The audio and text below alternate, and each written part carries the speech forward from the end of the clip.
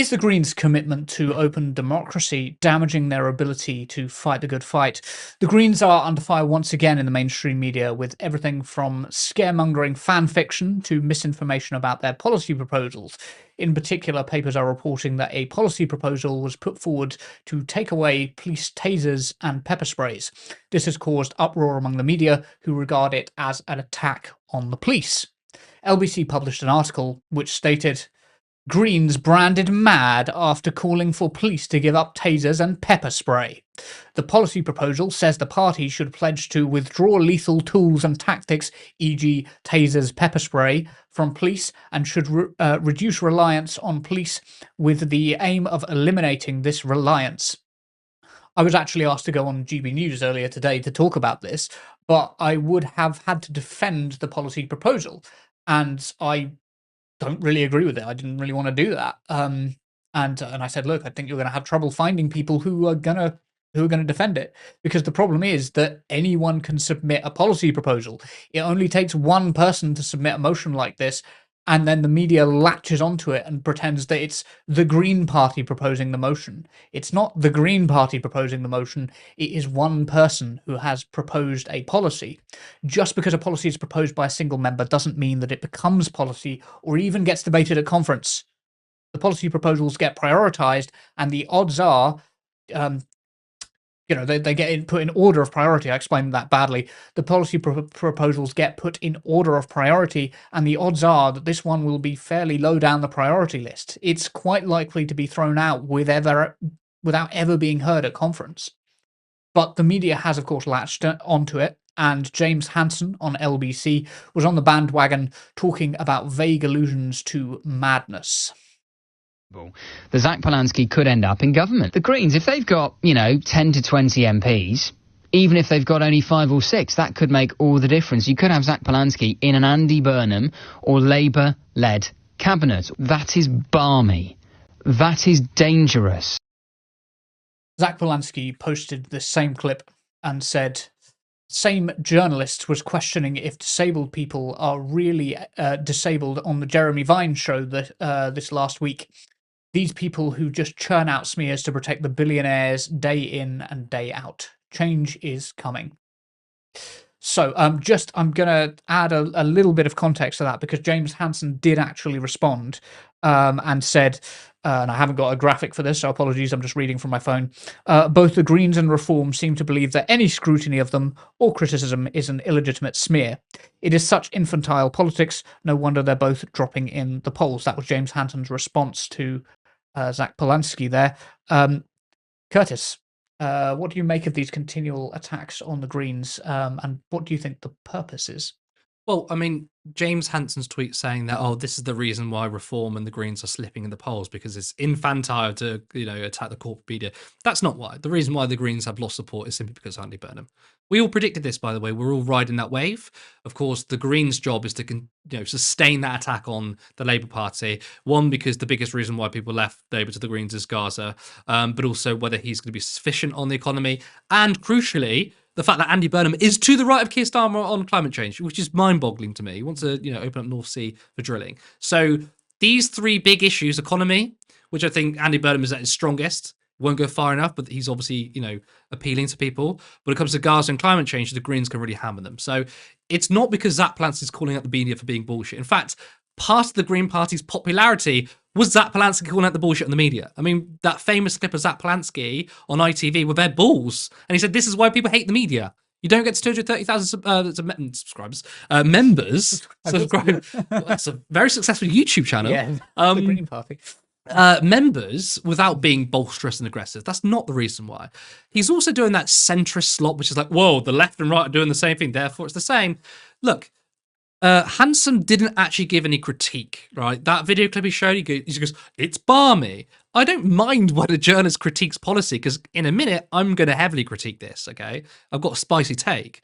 But it's the lack of scrutiny, I think, from the corporate media. And it's the fact that, do you imagine Zach Polanski as Prime Minister? But that's not quality journalism, and it's insanely biased. So that was what that was what Zach Polanski was critiquing. He's absolutely right. The corporate media is utterly shite. But he was doing the whole big brain centrist thing, which is like, well, because Reform attacked me and the Greens are attacking me, they're both shit. But Reform attacking you because they're being held to account because Nigel Farage was given £5 million from a crypto billionaire, right? And he didn't want to talk about it. And Zach Polanski is saying, you're not even scrutinising us, and you didn't do your journalistic basic practice, which says, yes, that a potential motion can be proposed by one single member out of 230,000. It has to be debated, it has to be voted on, and even if it gets voted on, this is the crucial thing, even if people vote on this policy, which is incredibly unpopular, by the way, 80% of people don't support this policy, 8% do. Even if it makes Green Party policy, it doesn't make it to the manifesto. And that is where the leadership team and a bunch of other people will decide what goes into the manifesto. They can drop the more contentious policies and go ahead with the more popular ones, which is really important, right? Green Party policies are not set based on what goes in the manifesto. It's their broader one. Okay, they can say abolish borders, for example. And whilst that was a motion that hasn't been voted on, that was something that he was attacked for, the Green Party could technically vote for a motion that says abolish borders. It doesn't mean it's going to make its way to a Green government or a manifesto. Yes. If you have basic journalistic integrity, you would know that, rather than your random fucking Twitter person knowing that too. Yeah. That's my criticism. Yes. I have a criticism of the left, though. Can you hold on to the I can, because I feel like you want to say something. Because I want to get lay into James Hansen a little bit. Have you Okay. seen that? You brought up really eloquent points there. I'm going to bring up something that's just a laugh. There's a meme that goes around on Twitter every now and again that's like it's set out like a play, and it's like liberal fills pants with shit. And then Yeah. right winger goes, you shit yourself, bro. And the left winger goes, yeah, you've shit yourself, bro. You've filled your pants with shit. And then the liberals smugly going, I'm being criticised by both the right and the left, so I must be doing something right. And it's like, no, Your pants full of shit. your pants full of shit. Yeah. You've like loudly shit yourself in public. That just because you are being criticised by two different sides of the aisle does not mean that you are correct. I did also want to say, I asked you about like the purpose, what the purpose is. I think you're right. It's to like keep the Greens down. But I also think that there are some in the media who do understand that the Andy Burnham government was a product of Polanski's drive or effort to drive the Overton window to the left. Like, without Polanski... But I don't know if any mainstream journalist has ever acknowledged that. Yeah, I don't know if they would publicly Yeah, acknowledge yeah. it, but I think that privately some of them do understand that if they allow Polanski to rise again, they allow another push to the left, if that makes sense. No, I mean, I think the purpose of it, though, it's hard to say. I mean, it's just a story for the mainstream media, right? Of course, we know that the corporate media is biased against the left, but not every story is always presented that way. It's not always a bunch of men in suits saying, how can we attack the Green Party? It's often not how it works, right? It's more because, it's a story that we can just attack any political party, right? It's not that the mainstream media won't criticize reform. They absolutely will, and they often do. Yeah. So the point of it is just, it's a funny thing to talk about, and it's easy just to punch on a political party. But I want to get to my criticism of the left now, because I think that's really important. It's not necessarily the critique of the Greens. I think it's the left as a sort of a broader picture of the left wing. But what I'm saying is more pondering. It's not necessarily that I completely believe it. I'm just wondering, because I think it's important to bring up. Is too much democracy hindering the left in this era? In an era of populism, in an era of the attention economy and the lack of attention, in an era of personality, democracy is getting in the way. Now, this sounds quite bad because it sounds like I'm being anti-democratic. I mean, it's not what I'm trying to say, but here's an example of a very fair democratic process, which is that one person, seemingly it's one person, is proposing something, and they have a debate on it, and it either gets voted on or it doesn't. A normal political process. And yes, the media are so anti-democratic, and they fail to grasp basic democracy, that this is just how political conversations work, right? However, it's one thing to say media bad, right? Okay, but what can we do about it? And it does worry me. I had the same criticism of your party, and I think they really, really fucked up. They were insanely bureaucratic, and I don't like to be right in politics because often I can say quite pessimistic things. Yeah. So I like to be wrong. But one of my predictions for your party was it was going to be too democratic, too bureaucratic. It was not going to meet the moment that it needed to. They had 15% in the polls. They initially had 800,000 signups. They could have had a real class-based politics that could have met the moment, and the bureaucracy completely floundered it. Then you had the Green Party become quite popular, getting to 21% in the polls. Now, again, that's not an average. They were probably 15%. But one poll had them at 21%. They exploded in membership.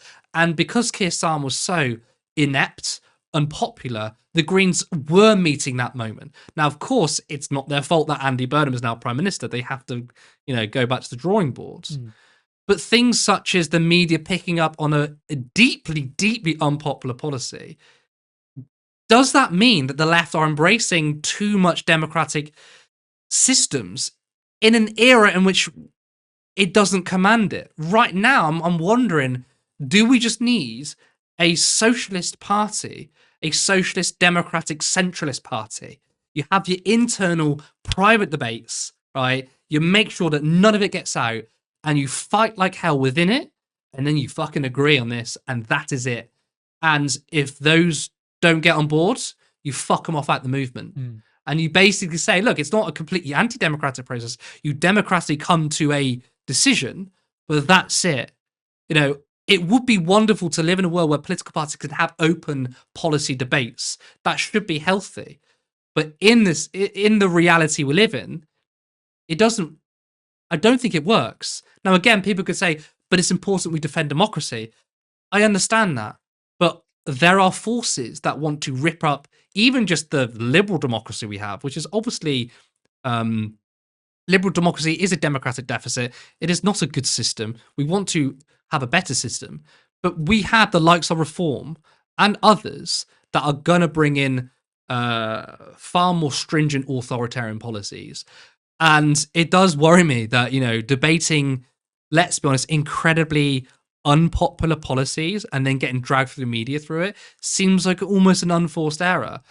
But then I also don't have the answer, because what would be the solution in the Green Party?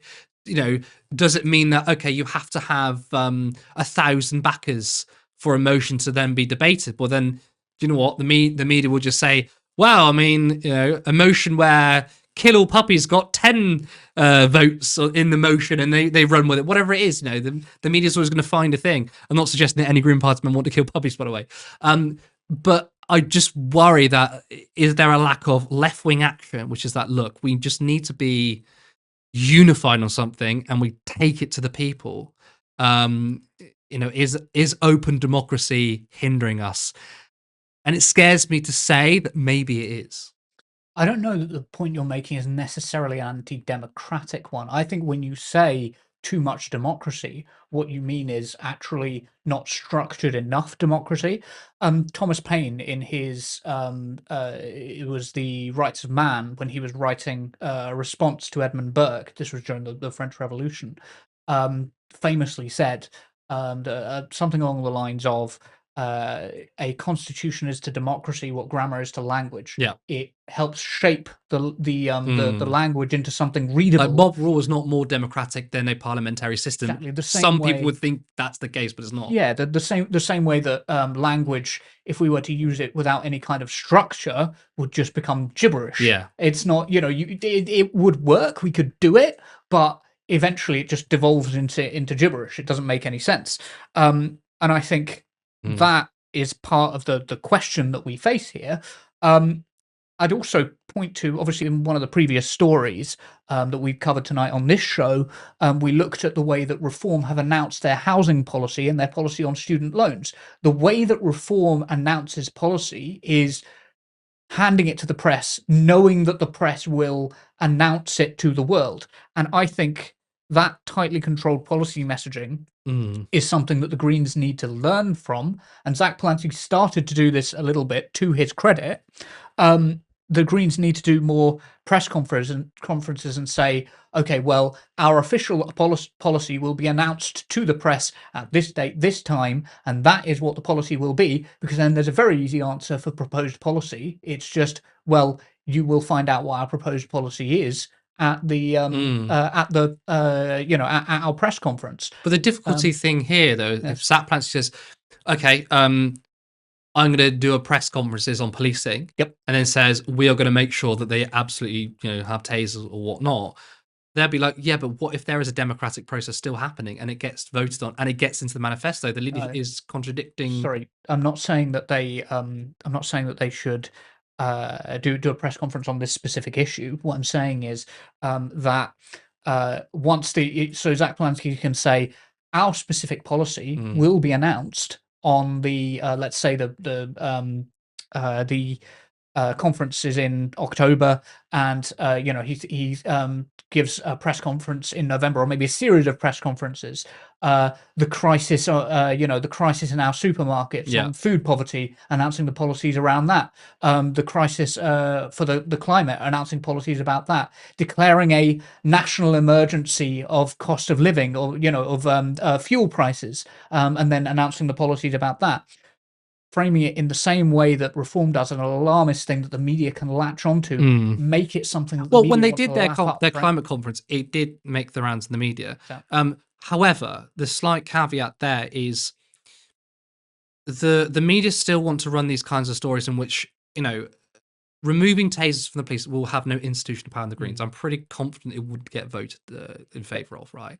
So Zach can obviously, talk about this thing, which is really popular, which is, the climate crisis. I'm not saying the climate crisis is popular, but tackling it. Yes. And income inequality, fine. But the media's still going to run stories like this because they want to paint a picture, which is that even if these policies don't have any institutional power, they want to say, but there are a bunch of cranks in the Green Party. And this is the sort of policies that they really believe. Oh, they're going to put a face on saying they care about this thing, but it's actually the woke lefty cranks who believe this. Yeah. It's the same story in which, many Jeremy Corbyn supporters left the Labour Party and then went to the Greens. The narrative, which is that the Greens used to be a lovely huggy party and now they're a bunch of terrorists, Islamists and woke people. Now, part of that hatred is great because it means, they're taking the Greens seriously rather than just calling them a cuddly party. But I do think they want to paint a picture, which is that Zach Polanski can talk about sensible policy, but the Greens is underpinned by this nonsense and these crankeries and whatever it is.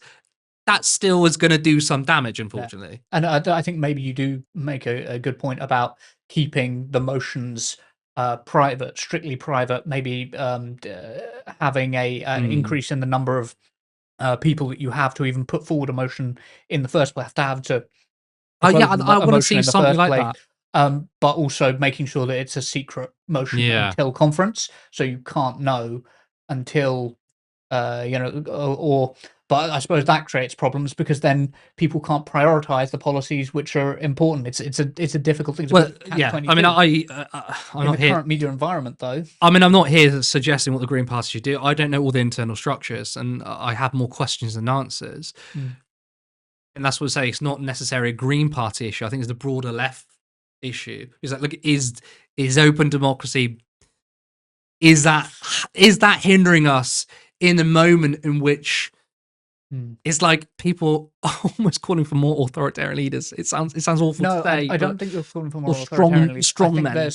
I think you're calling for more structure. It's the Thomas Paine thing again. Yeah. It's like just because you pick somebody to be the leader and you pick them for the qualities that you're looking for, and you might have a constitution that looks for those qualities, that doesn't necessarily mean that you're picking somebody to be authoritarian. What you're doing is you are choosing traits that would do well in a marketing meeting, and that is what you need to the left needs to get good at marketing and having people that it puts forward who are good at marketing.